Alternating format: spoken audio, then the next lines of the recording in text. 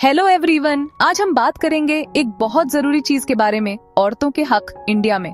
अगर आप इंडिया में रहने वाली कोई औरत हैं या फिर आप जानना चाहती हैं कि इस बड़े और अलग अलग तरह के देश में औरतों के क्या हक हैं, तो ये वीडियो आपके लिए है।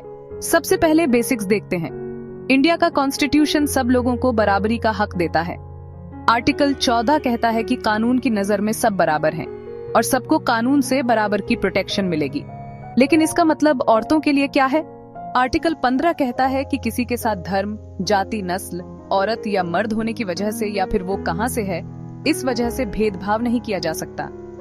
मतलब कोई आपको सिर्फ इसलिए बुरा नहीं मान सकता क्योंकि आप एक औरत हैं। और ये तो बस शुरुआत है। एक बहुत जरूरी कानून जिसके बारे में हर औरत को पता होना चाहिए, वो है protection on of women from domestic violence act 2005। ये कानून औरतों को घर में होने वाली हिंसा से बचाता है, चाहे वो मारपीट हो, गाली गलौज हो या फिर पैसों के मामले में परेशान करना। आपको बिना किसी डर के जीने का हक है और आपकी सुरक्षा के लिए कानून भी है। एक और जरूरी हक है मैटरनिटी बेनिफिट एक्ट 1908। इस कानून के हिसाब से कामकाजी औरतों को पेड मैटरनिटी लीव मिलती है ताकि वो अपनी और अपने बच्चे की देखभाल कर सके, बिना इस टेंशन के कि उनकी नौकरी चली जाएगी या पैसे नहीं मिलेंगे। है ना अच्छी बात? वर्क प्लेस राइट्स के बारे में भी बात करते हैं। Sexual harassment on of women at workplace act 2013 औरतों को उनके काम की जगह पर होने वाले सेक्सुअल हैरेसमेंट से बचाता है। हर बॉस को सेफ वर्किंग एनवायरनमेंट देना जरूरी है और अगर वो ऐसा नहीं करते हैं तो उनके लिए सख्त सजा है। एजुकेशन भी एक ऐसा एरिया है जहां औरतों के हक की रक्षा होती है।